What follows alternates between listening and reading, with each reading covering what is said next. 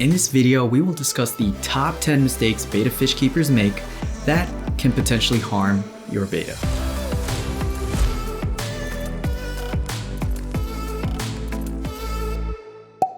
First mistake on the list is when fish keepers, specifically first-time fish keepers, buy their first betta fish and the tank on the same day at the same time. This really goes without saying, but if you're purchasing your betta fish and tank at the same time, chances are you don't have a fully cycled tank. Ideally, you want to purchase your tank and have it running before you purchase your betta so that you can give your tank a chance to establish enough beneficial bacteria. Beneficial bacteria is what builds up in your filter, and that essentially lets your media do its job. Without beneficial bacteria, there is no nitrogen cycle. Without an established nitrogen cycle, your water will have traces of ammonia, nitrites, and nitrates, which can harm your betta fish. Ideal ranges are 0 parts per million across the board, but there is some give with nitrates, especially if you have plants to sustain, in which case levels can go up to 20 to 40 ppm, maybe even 50. It takes at least 6 to 8 weeks for your tank to cycle, but the longer you wait, honestly, the better. Don't buy your betta and tank at the same time. Plan a couple months ahead.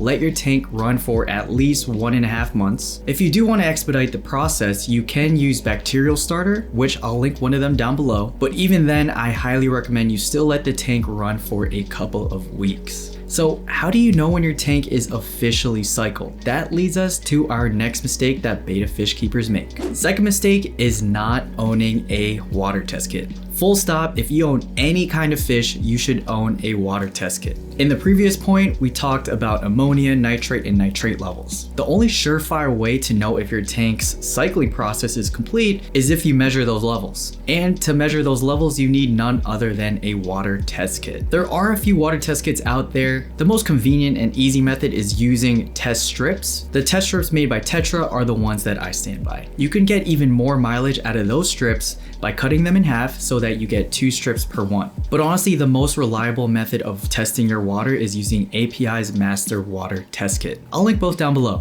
What's going on, guys? Before we get on to the next tip, I wanted to give you a quick update of where I've been. And this is pretty much what's been taking a lot of my time. As you can see, I'm in a house and we are currently doing full gut renovations on it so that we could rent it out and do the whole house hacking thing. Balancing work. Sorry, that's the GC. Doing some work right now.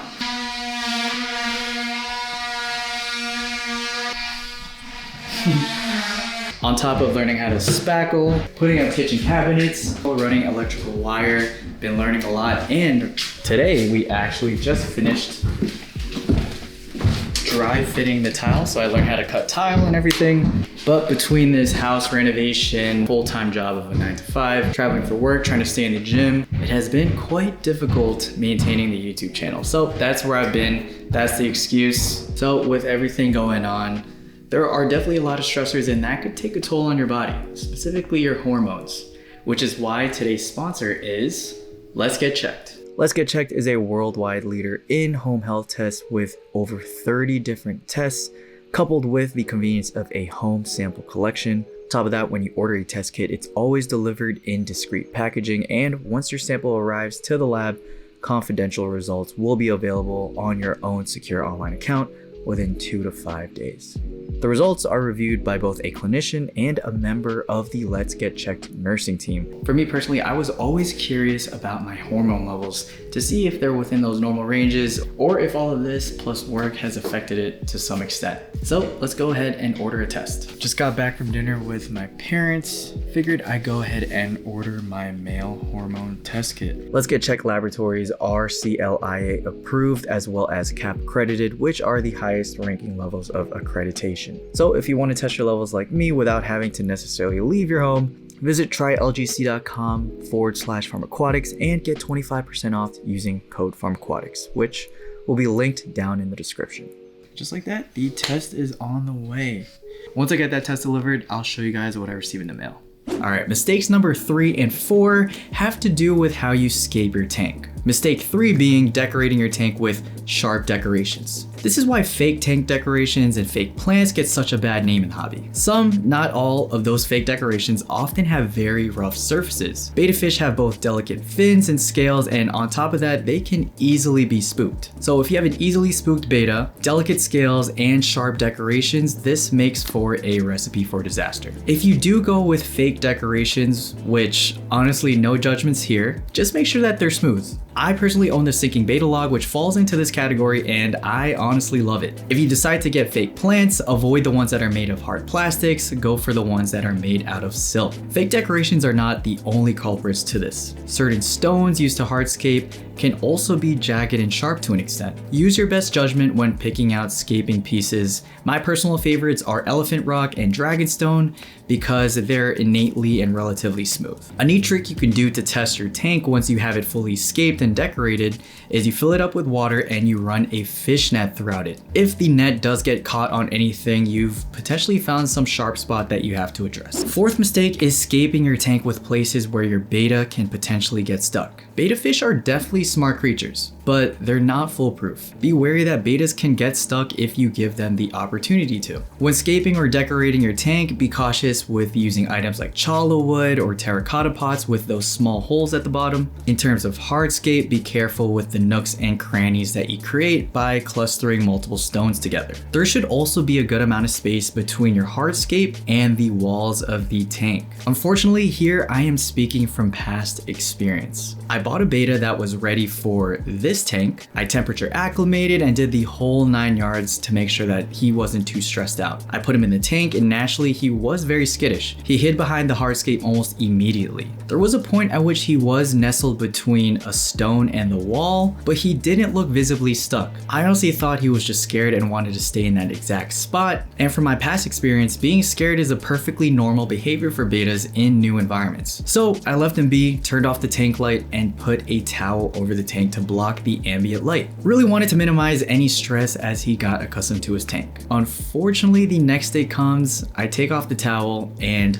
the betta is in the same exact spot. I come to realize that he was actually stuck and he died unfortunately, most likely due to the stress and the inability to swim up to the surface. So yes, it is a thing. Don't make the same mistake that I did. Mistake number 5, forgetting to leave a layer of air above the water column that's easily accessible by your betta fish. Bettas have labyrinth organs, so a common behavior that you see is them going up to the top and essentially taking a gulp of air. This organ allows them to process oxygen in its gas form. Given this, it's important that you maintain a layer of air above the water column. So, some watch outs: don't put your bettas in breeder boxes that are fully submerged. Also, don't fill the tank to the absolute maximum to the point at which the water touches the lid. You don't have to worry too much about floating plants, but of course, if you have an infestation of duckweed, it might make sense to have a floating feeding ring for ease of access to the top. I'll link one down below. Sixth mistake is falling for the marketing gimmick of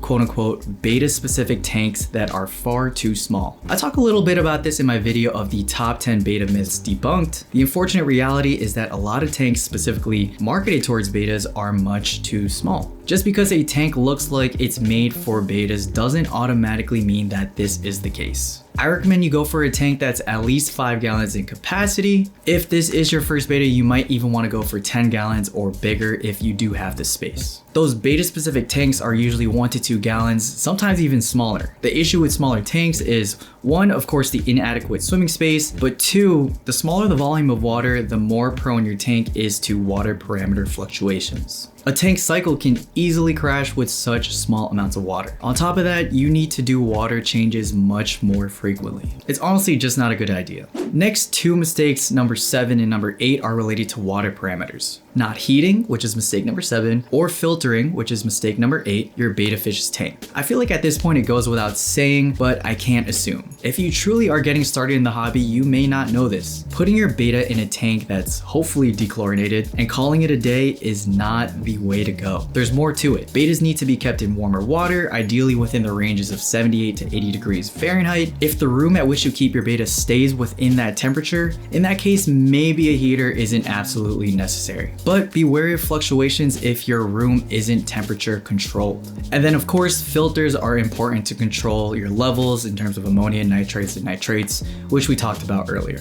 As far as heaters are concerned, I prefer the Freesea heaters, which I will link down below. After 2 years of ownership, I've yet to get a failed heater from the company. They're also adjustable to any temperature, and the heater automatically maintains the tank at that set number by automatically turning off and on depending on the tank's temperature. You essentially set it and forget it. Ninth mistake is using a filter that creates too much flow within your tank. So you've decided to use a filter. Congrats, you're already one step ahead. Now, don't make the mistake of picking a filter that creates too much flow in the tank. Betas prefer minimal flow. If you pick a filter that creates a high current, that can put your beta in a chronically stressful environment, which can lead to deterioration of their immune system and open the opportunity for sickness, infection, swim bladder disease, you name it. Sponge filters are a great cheap alternative that does the job without disturbing the water too much. All right, last and final mistake, not subscribing to Farm Aquatics. Just kidding, not really. But the last mistake is kind of related to this, and that is not diversifying your sources of research. Do your full due diligence whenever you're conducting research. If your only source is someone from Petco or PetSmart or some random guy on YouTube that's wearing a black shirt right now, you may run into issues. Do your due diligence across multiple sources. Reddit is also a great source because you could essentially crowdsource different perspectives, experiences, and opinions. Sooner or later, you'll find your favorite sources with the best credibility. Well, there you guys have it. Hopefully this video brought some value to you in being able to avoid some of these mistakes in the future. If it did, hit that like button. It really does help out so much. And if you want to stick around for future content, be sure to subscribe and hit that notification bell. As I always say, thank you so much for the support thus far. I will see you all in the next one. Peace.